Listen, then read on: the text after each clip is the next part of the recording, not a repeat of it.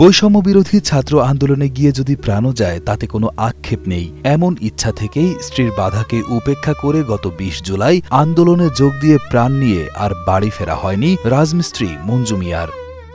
আন্দোলন চলাকালে গুলিবিদ্ধ হয়ে ঝরে যায় মঞ্জু মিয়ার প্রাণ। তার এমন অকাল মৃত্যুতে যেন বজ্রাঘাত পড়ে স্ত্রী রহিমার সাজানো সংসারে।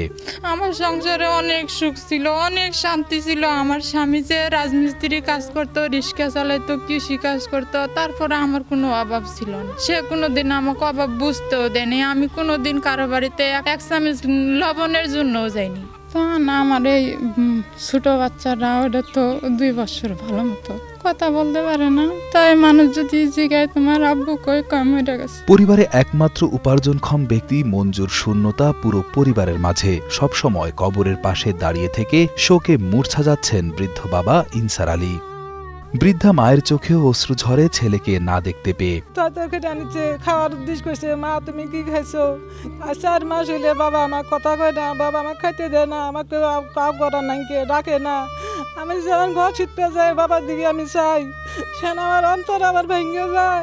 আমার বাবা নাই, আমার বাবা খাইতে খাওয়ার বসলে ভাত খাই, সেন আমার বাবা মনে হয় আমার বাবা ডাক দিলে নি, আমার বাবা ভাত খাইলে নি।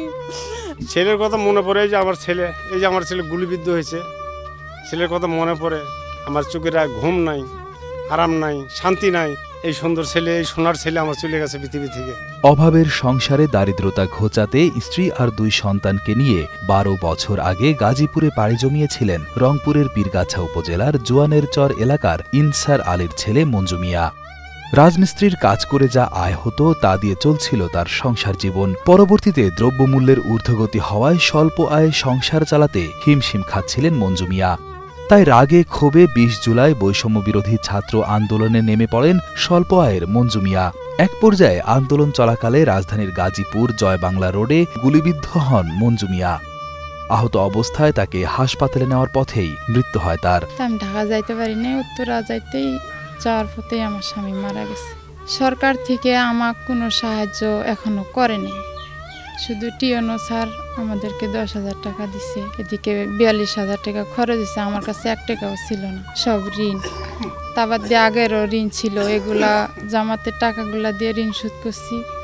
শোধ করার পরে এখন আমি বাচ্চা কাচ্চা নিয়ে অনেক কষ্টে আছি।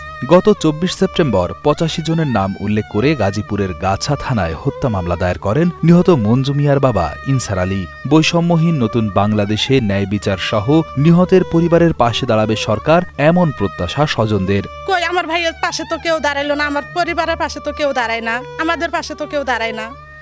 খালি সরকার খালি এক হয়েছে খালি আবু সাহেদেক নিয়ে। আমার ভাইও তো এইভাবেই জীবন দিচ্ছে। কই আমার বাবা মার পাশে বা আমার হলো ভাইয়া যে ৪ বাচ্চা রেখে গেছে, আমার ভাবি একটা, এগুলার পাশে দাঁড়ায় না সরকার। নিহত মঞ্জু মিয়ার সংসারে আছে ২ ছেলে, সকলেই নির্ভরশীল ছিল তার উপার্জনের উপর। মৃত্যুর পর যেন থমকে গেছে পুরো পরিবার। এমন অবস্থায় অসহায় পরিবারটির পাশে দাঁড়াতে সরকার সহ বিত্তবানদের অনুরোধ জানান স্বজন ও এলাকাবাসী। যে আবু সাহেদ উনি একাই কি গুলিবিদ্ধ হয়ে মারা গেছে, সেই দিন তো আমার ভাইও মারা গেছে।